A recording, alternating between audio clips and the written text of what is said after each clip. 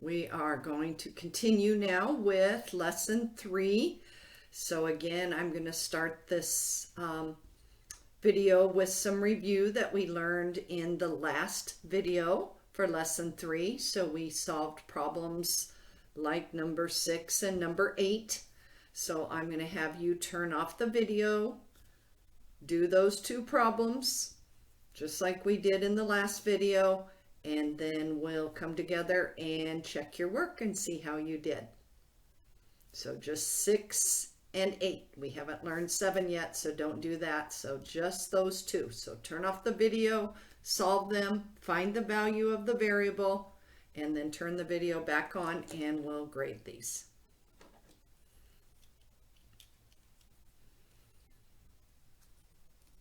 For this first one, we learned at the beginning of this lesson that we have to remove parentheses and combine like terms before we ever start solving. I kind of call that house cleaning. So parentheses are always first. Please excuse my dear Aunt Sally. So first we have to clear the parentheses and then we'll combine like terms. So we have negative 2y equals 5y minus 8 plus 3y plus 6. So negative 2y equals 5y minus 8 and then plus 3y and plus 6. So the parentheses are removed, and before we start solving we also have to combine like terms. So there's two sets of like terms over here, 5y and positive 3y. And then we have the negative 8 and the positive 6. So the left side remains the same. And on the right side, 5y plus 3y. Don't use that negative sign. Use only what's in front. Positive 5y, positive 3y is positive 8y. And negative 8 plus 6 is negative 2. Signs are different. Subtract. Keep the sign of the larger. So now we have a nice, simple little two-step problem. So step 1, after we've done the cleanup, is move all the y's to the left-hand side. So this right now is a positive 8y, so we'll subtract 8y.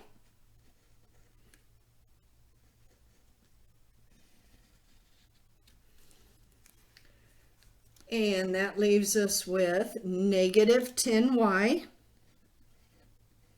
equals negative 2. And this is a highly missed one on the test because of the last step. So this is times. So we do the opposite of multiplying by negative 10, which is dividing by negative 10. And here's where the critical mistake is made. Students forget to do this. And then they write the answer as negative. Every time you see a double negative, you immediately make it positive before you do anything else. So double negatives on both sides need to be made positive. We now no longer have any negatives in the problem. So we know our answer will be a positive. 10 divided by 10 is 1y, which is just y. And 2/10, remember all fractions for the rest of your life need to be simplified. So don't forget to do that. 2 goes into both of those. 2 divided by 2 is 1. 10 divided by 2 is 5. So we have y equals 1/5. And then we put it in solution sets for our answer in Alex. So nice, simple problem, but I will tell you 90% of the mistakes are made right there. Students forget to do the double negative, make it positive, and or they forget to simplify their fraction. So last step, be very careful. Don't get sloppy because you're at the end of the problem. Okay, for number 8, parentheses are always first. So be careful with your signs as you're distributing. A negative times a positive is negative. A negative times a negative is positive 10, and that's usually where the mistakes are made on this one on the test. Students write negative 10, but it's a negative 2 times a negative 5, which is positive 10. And X is on the left, done. Anything without an X goes to the right by doing the opposite because we are crossing the equal sign. So subtract 10 and we get negative 2x equals negative 11. And again, here's that scenario. Opposite of times, divide by negative 2, immediately make all your double negatives positive so you don't go too quickly on the next step and accidentally write a negative answer. So 2 divided by 2 is 1, so we get x equals, and remember what I said in the last video, improper fractions are the preferred answer usually by Alex, so just leave it.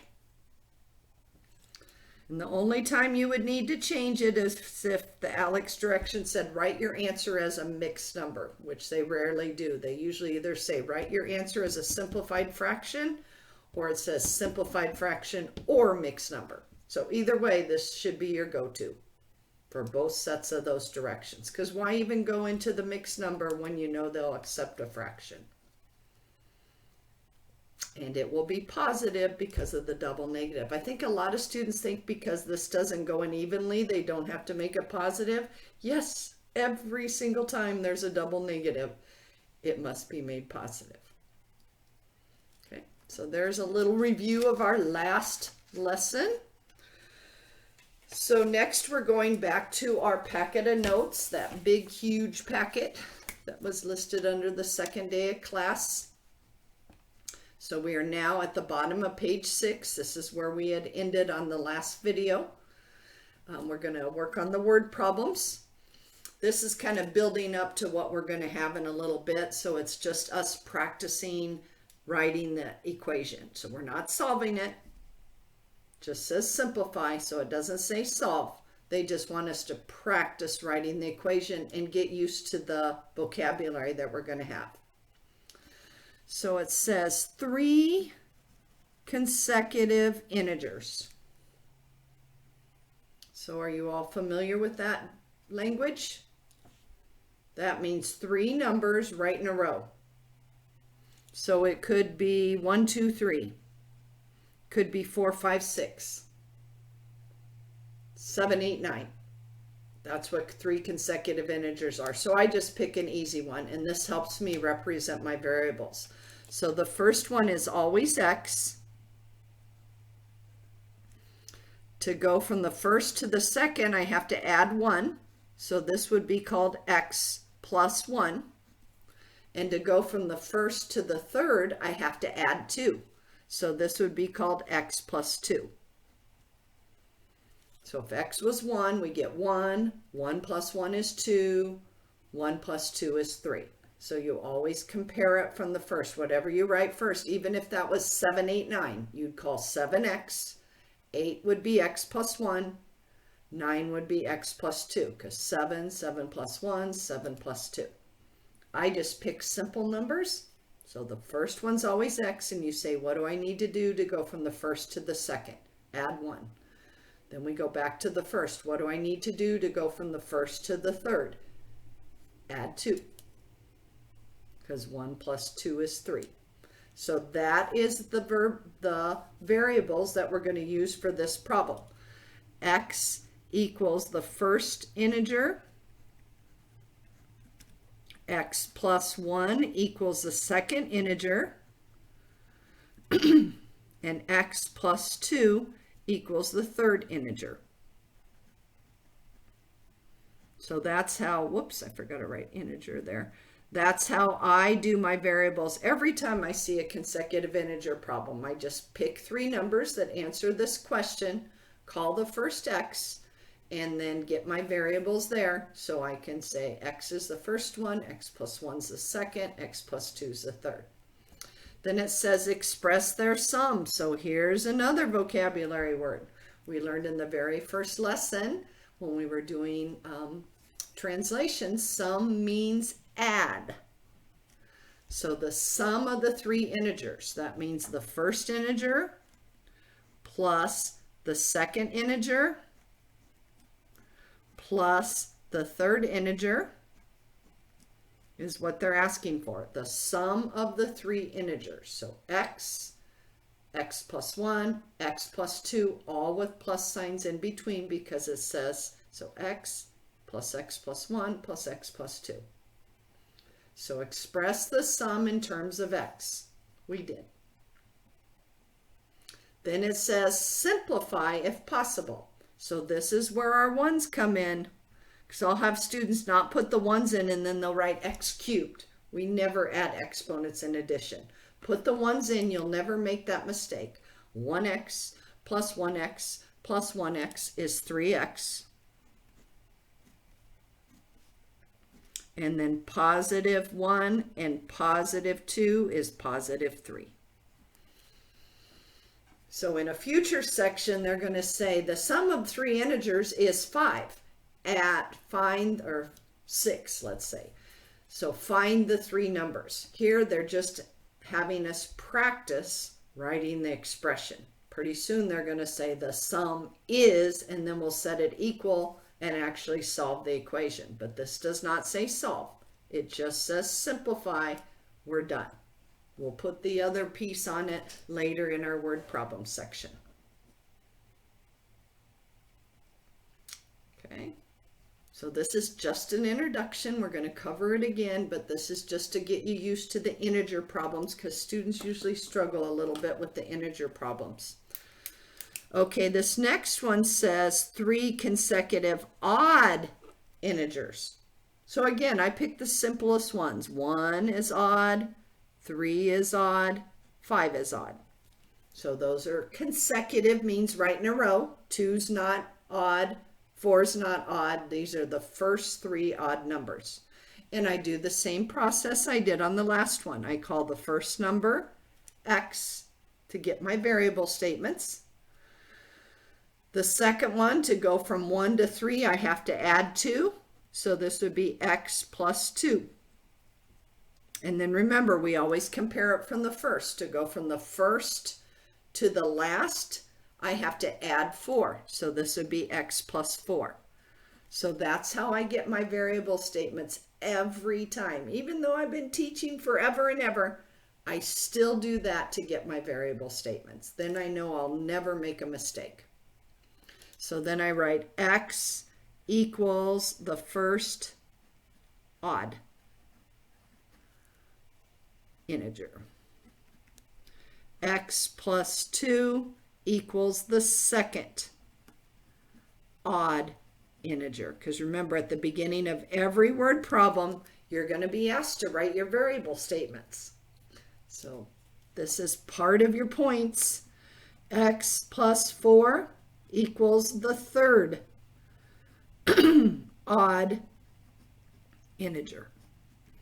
So now let's see what they want us to do. Express the sum of the first and third. So sum, remember, means add. So it's going to be first plus third. So the first is x. Bring down your plus sign for the word sum. And the third is x plus 4. So now do you see why we have variable statements? So we just go right over to it, say, oh, here's the first one, put it underneath, bring down the plus from the sum, and here's the third, x plus 4. And then again, it asks us to combine like terms. So that would be 2x plus 4, because that's what simplify means. Combine like terms, remove any parentheses. Like I said, we're going to see it again in a real word problem, but we're just practicing now so you won't be overwhelmed when we get to the word problem and go, oh, I don't even know what integers are or how to write consecutive. Now you do, so you have that first step of the problem done. The rest is really easy once you master this.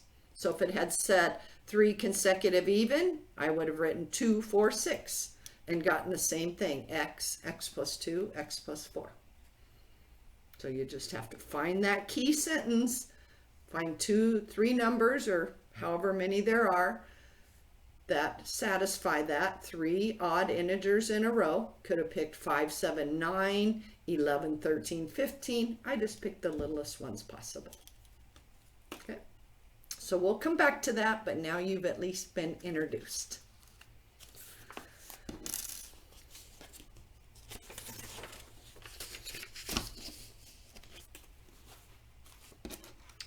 So we're continuing on with solving equations. I would say if I had to pick the very most important thing students learn in their math life, it's solving equations.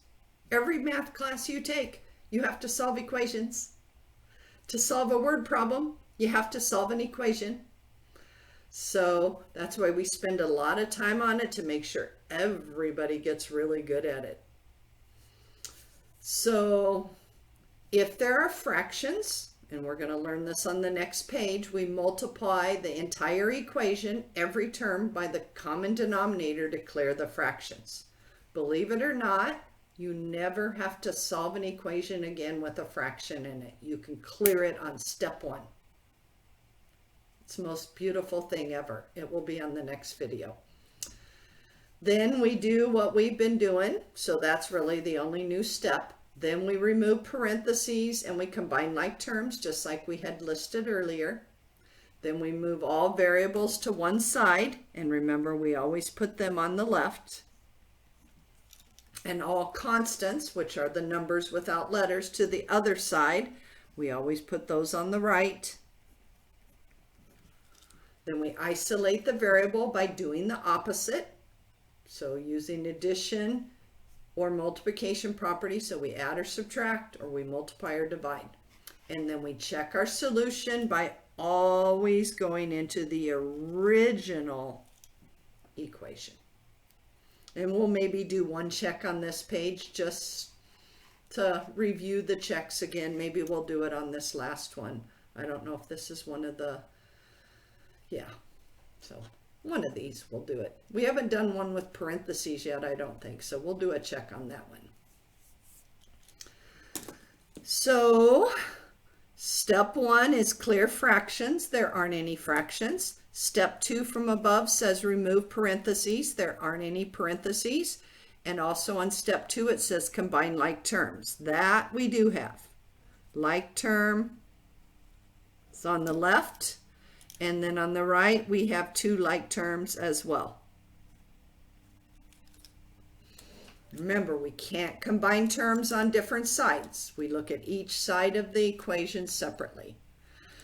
So this would be -7 plus 3. When the signs are different, you subtract and keep the sign of the larger. Plus 25. And then I like my x first, so I'm going to move this up in front, -2x.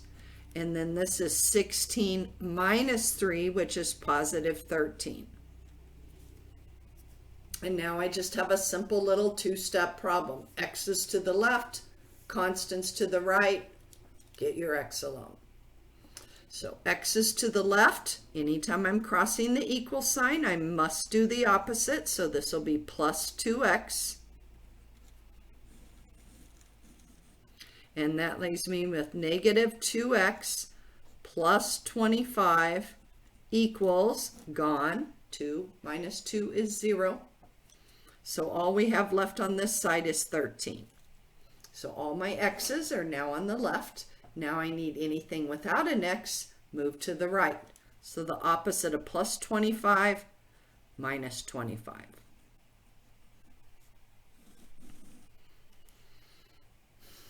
And that's going to be gone. That's the whole reason we do the opposite. So we're left with -2x equals, signs different, so we subtract. 5 minus 3 is 2, 2 minus 1 is 1, so that would be 12. Keep the sign of the larger. So 25 minus 13 is 12. Keep the sign of the larger. Then we have that double negative coming up. Opposite of times -2 is divide by -2. So immediately make both sets of double negatives positive. So this turns out to be 1x, which is just x, and 12 divided by 2 is 6. And I'm not going to check this one since we already did one like this previously. So you have an example to follow. Where was that? On page I'll find it, I promise. Here it is. So on page 4, we did a check already just like this one. So you can follow that to do your check. Just remember to do it in the original problem, not the cleaned up problem. Okay, so let's do one more and then I'll let you guys practice one. So for this one, parentheses are first because there's no fractions to clear. So then we remove the parentheses. 2 times x is 2x, plus 2 times 6 is 12. And we did one like this. Actually, we've done 2 like this in the past. Notice I keep bringing it up because it's a highly missed one on the test, because students bring the 8x over and then they don't know what to put there. But remember what we said on this type. Instead of bringing the x's over first on this type, bring the number over first, the constant. Because that order doesn't matter. It's just usually more convenient to start with the x's, because then students don't get lost in the problem. But on this particular one, I would say either if you bring the negative 8x over, just don't forget to put 0 on that side. Or better yet, just move the constant first. So then we get 2x equals 8x minus 12. And we need all of our x's on the left. This is now a positive 8x, so we'll subtract 8x.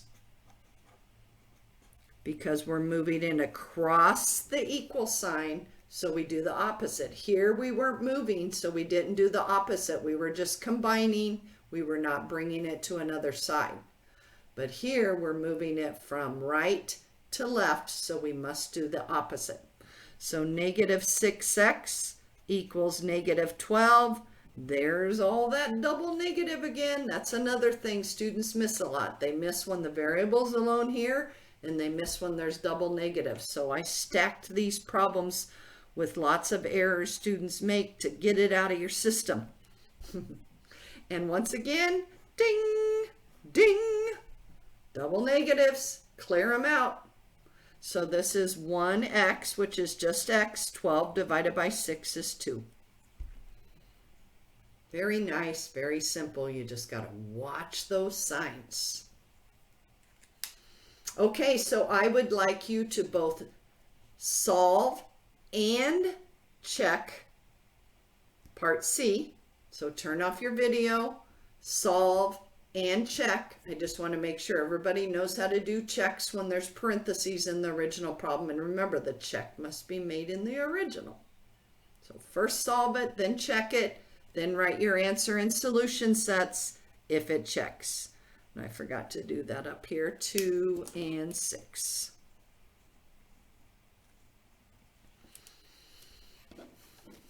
Okay, this one's for you, so turn off your video and come back in a couple minutes and we'll check your work.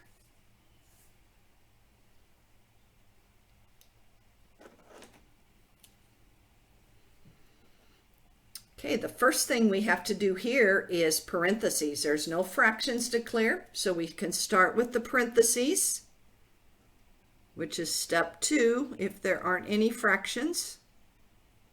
So we have 2 sets of distribution to do, and then remember, right after distribution is always combine like terms. So here we get 8x plus 4 minus 29 equals 6x minus 15. When it's busy like that, I always like to check my work. 8x plus 4 minus 29 equals 6x minus 15. Looking good. So after we remove parentheses, we always look for like terms on either side, and there's only one set of them, and they're over here. So remember, to be like terms, they have to be on the same side, and we never do the opposite because we are not crossing the equal sign. So 8x stays put. Positive 4, negative 29. The signs are different, so we subtract. 29 minus 4 is 25. And we keep the sign of the larger. And then over here on the right, we still have our 6x minus 15. And remember, on a test, if you mess up a lot with signs or adding when you should be subtracting and so on, just type it in your calculator to verify, because you don't want to miss the whole problem because you made a sign error or you added when you should have subtracted. So if you know that's one of your weaknesses, that's why you have the calculator. So now we're ready to move the x's. So because I'm crossing the equal sign, now I do the opposite. Minus 6x. So that turns into 2x minus 25 equals negative 15. So x's are now on the left where they should be. Then we move all the y's to the right.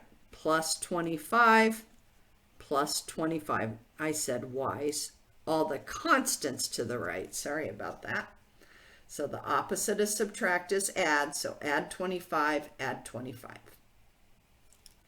And that gives us 2x. Again, we have different signs, so we subtract. 25 minus 15 is 10, and we keep the sign of the larger positive. Opposite of times 2, divide by 2, so we get x equals 5. So this one I did ask you to check on, so hopefully you all check to make sure you know how to do a check for the test. So first step for the check, remember, is to write the original problem.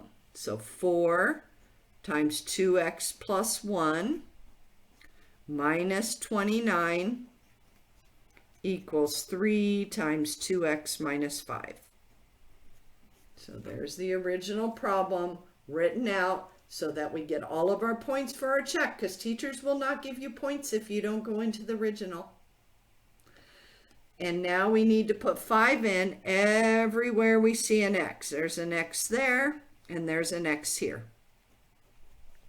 So 4 parentheses 2 times 5 plus 1 minus 29, is that equal to 3 2 times 5 minus 5. And when we're doing our checks, we have to follow the order of operations. Parentheses first. So 10 plus 1 would be 11.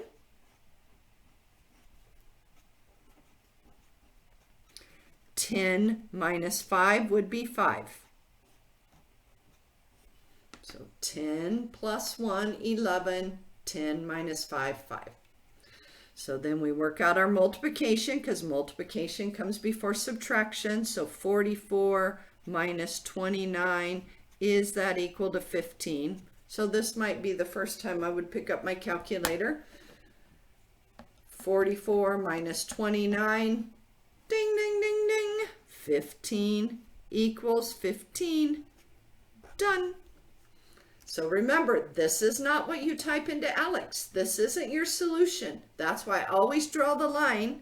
So then I come back over here, and then I know to put 5 into ALEKS. 5 is my solution. This is just some random number that needs to match the other side. Nothing to do with the solution. So the solution is 5 because my check became a true statement. Okay, we'll stop there on this video, and we have one more video for the last page, and then we'll be done with lesson 3. So I'll see you in a bit.